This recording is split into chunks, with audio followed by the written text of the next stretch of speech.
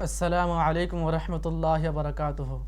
الحمدللہ کفا وسلام علی عبادہ الذین اصطفى اما بعد اعوذ باللہ من الشیطان الرجیم بسم اللہ الرحمن الرحیم الذین یذکرون اللہ قیاما وقعودا وعلی جنوبہم ویتفکرون فی خلق السماوات والارض ربنا ما خلقت هذا باطلا سبحانک فقنا عذاب النار۔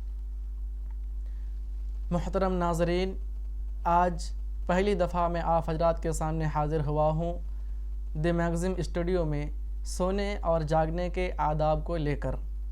انشاءاللہ آج کے اس ویڈیو میں ہم یہ جاننے کی کوشش کریں گے کہ ہم ایک مسلمان ہونے کے ناطے اسلام نے ہمیں سونے اور جاگنے کے کیا طریقے بتائے ہیں۔ چونکہ ہم ایک مسلمان ہیں، ہم اس لیے مسلمان اور مومن ہونے کے ناطے ہمارا ہر لمحہ چلتے پھرتے اٹھتے بیٹھتے سوتے جاگتے ہماری زبان ذکر الہی سے مرطوب ہونی چاہیے۔ آج کا ہمارا ٹاپک ہے سونے اور جاگنے کے آداب۔ اس سلسلے میں سب سے پہلا ادب یہ ہے جو ہمیں اپنانا چاہیے اور ہماری زندگی کا معمول ہونا چاہیے، وہ یہ ہے کہ ہم سونے میں تاخیر نہ کریں، عشاء کے بعد جلد از جلد سونے کی کوشش کریں۔ لیکن عموماً ہمارے معاشرے میں دیکھا جاتا ہے کہ بہت سارے نوجوان دکانوں میں بیٹھ کر کے، ہوٹلوں میں بیٹھ کر کے، چوک چوراہوں میں بیٹھ کر کے بے فضول باتوں میں، فضول اور بے فائدہ باتوں میں اپنے اوقات کو گزار دیتے ہیں۔ ان کے نظر میں وقت کی کوئی قدر، کوئی قیمت نہیں رہتی، جبکہ یہ شرعی تعلیمات کے خلاف ہے۔ اسی طرح سے ہمارے گھروں میں بھی کچھ عورتیں گروہ بنا کر کے، جماعت بنا کر کے بیٹھ جاتی ہیں اور قصے کہانیوں میں وقت گزار دیتے ہیں۔ کسی گھر کا ماحول ایسا بھی ہے کہ بہت دیر رات تک انٹرنیٹ پر، موبائل پر فلمیں، گانے دیکھنے وغیرہ میں، اور کچھ لوگ مووی اور پکچرز وغیرہ دیکھنے میں اپنے اوقات کو گزار دیتے ہیں۔ کچھ لوگ ویڈیوز گیم پہ اپنے اوقات کو گزار دیتے ہیں۔ اللہ کے نبی صلی اللہ علیہ وسلم نے ہمیں یہ تعلیم دی کہ ہمیں عشاء کے بعد بے فائدہ اور لا یعنی باتوں میں وقت گزارنا نہیں چاہیے، بلکہ کوشش ہمیں یہ کرنی چاہیے کہ ہم عشاء کے بعد جتنی جلدی ہو سکے سونے کی کوشش کریں۔ اب دیکھیے اللہ کے نبی صلی اللہ علیہ وسلم کی تعلیم کیا تھی۔ کان رسول اللہ صلی اللہ علیہ وسلم یکرہ النوم قبل العشاء۔ اللہ کے رسول صلی اللہ علیہ وسلم عشاء سے پہلے سونے کو ناپسند کرتے تھے تاکہ عشاء کی نماز قضا نہ ہو جائے، چھوٹ نہ جائے۔ والحدیث بعد، اور عشاء کی نماز کے بعد فضول باتوں میں اور بے فائدہ باتوں میں وقت کو گزارنے کو بھی اللہ کے نبی صلی اللہ علیہ وسلم ناپسند کرتے تھے۔ اس لیے ہمیں چاہیے کہ ہم بھی ان فضول چیزوں سے ہٹ کر کے جلد از جلد کوشش کریں کہ عشاء کے بعد جلد سو جائیں۔ لیکن ہاں، اگر ہم کسی درس و تدریس کے میدان میں ہیں یا پھر تعلیم و تعلم کے میدان میں ہیں، ہم کوئی تعلیم حاصل کرنے میں ہیں یا پھر اللہ کی عبادات میں ہیں، تو پھر ہم عشاء کے بعد رات تک جاگ سکتے ہیں۔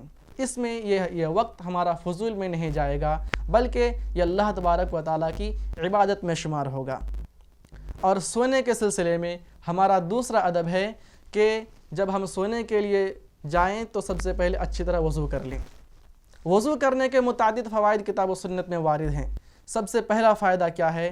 اللہ کے نبی صلی اللہ علیہ وسلم نے ارشاد فرمایا کہ اذا اتیت مضجعک فتوضأ وضوءک للصلاۃ، کہ جب آپ بستر کی طرف سونے کے لیے جائیں تو آپ جس طرح نماز کے لیے وضو کرتے ہیں اچھی طرح وضو بنا لیجئے۔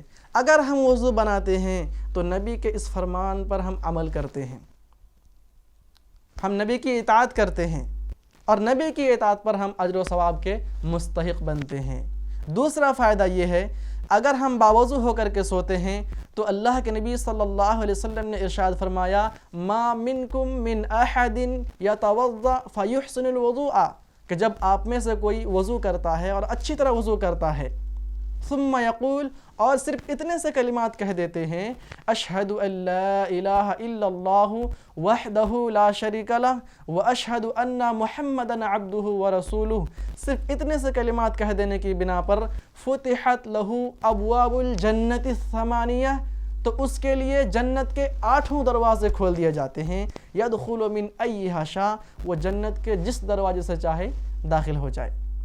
کتنی بڑی خوشی کی بات ہے۔ اگر ہم باوضو ہو کر کے سوتے ہیں تو پہلا فائدہ یہ ہے کہ ہم نبی کے ایک فرمان پر عمل کرتے ہیں، دوسرا فائدہ یہ ہے کہ ہمارے لیے جنت کے 8 دروازے کھول دیے جائیں گے، اور باوضو ہو کر کے سونے کا تیسرا فائدہ یہ ہے کہ ہم فرشتوں کے اٹیک سے، ان کے حملوں سے بھی محفوظ ہو جائیں گے۔ ہم جب باوضو ہو کر کے سوئیں گے تو دشمن، ہمارا کھلا ہوا دشمن جو شیاطین ہے، وہ ہمارے قریب نہیں آ سکتا ہے۔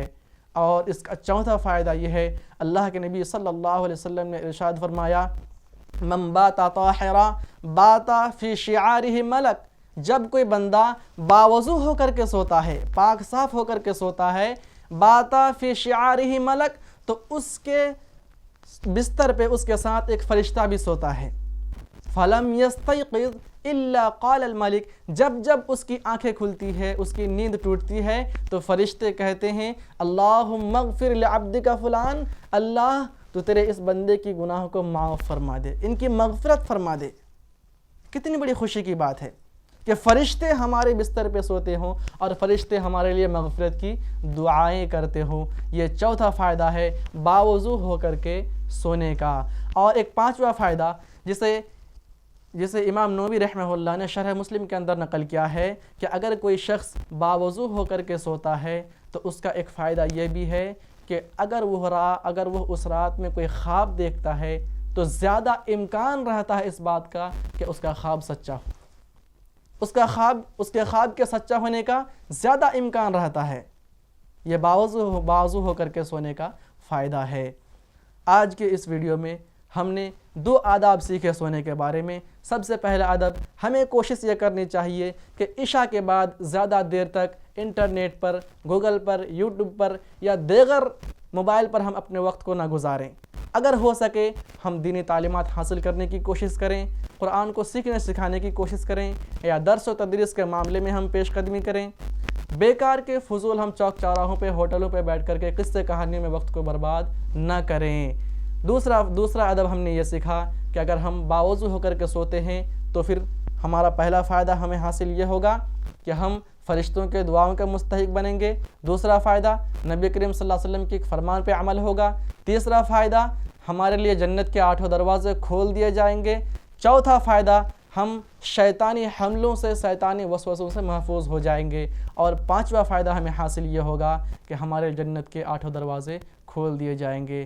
اللہ تبارک و تعالیٰ سے دعا ہے کہ اللہ تبارک و تعالیٰ ہمیں ان آداب کو اپنی زندگی میں نافذ کرنے اور اپنانے کی توفیق عطا فرمائے۔ آمین، تقبل یا رب العالمین۔ والسلام علیکم ورحمۃ اللہ۔